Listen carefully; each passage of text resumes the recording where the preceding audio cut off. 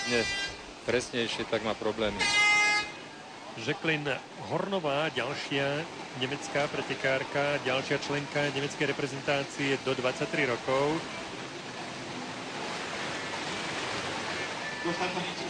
Za trošku ďaleko znieslo.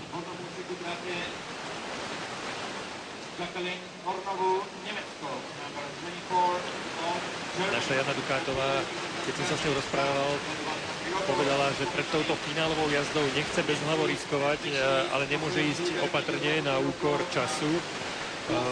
Začiatok semifinále išla trochu opatrnejšie, potom chytila jednu penalizáciu dvojsekundovú. Dukátová tvrdí, že jazdu treba dobre rozbehnúť a ak sa pritrafí dotyk bránky, treba na to okamžite zabudnúť, ale to je vlastne asi to najťažšie počas samotnej súťaže. To je to riziko a aj tá dravosť, alebo teda to podniknutia, lebo pretekár si niečo povie a nakoniec v trati sa mu ukáže a musí riešiť veci. Looping v podaní Hornovej. Pomerne dobrý skok. Dá sa povedať, že jedna vec je, keď si to pretekári prechádzajú po brehu tú trať, presne vedia, čo kde majú urobiť, ale iná vec je už, keď sedia v lodi. Oni presne, majú naštudovanú celú stopu, ale problémy Hornovej. To je eskimácky obraz. Ešte raz pod vodou pozor. Nevie sa. Tam bude musieť záchranná služba asi. A to je veľmi dramatický moment. Už je vonku.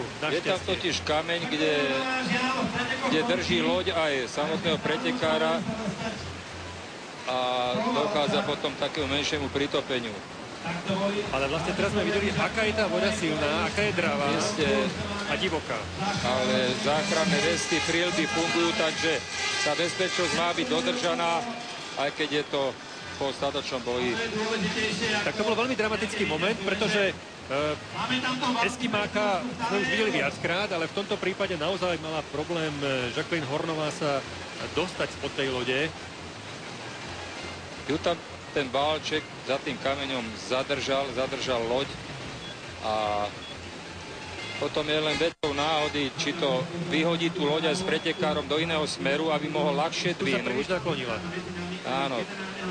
Už to nevedela udržať, to je jasné. Tam musí voliť potom taký pretekár varianty,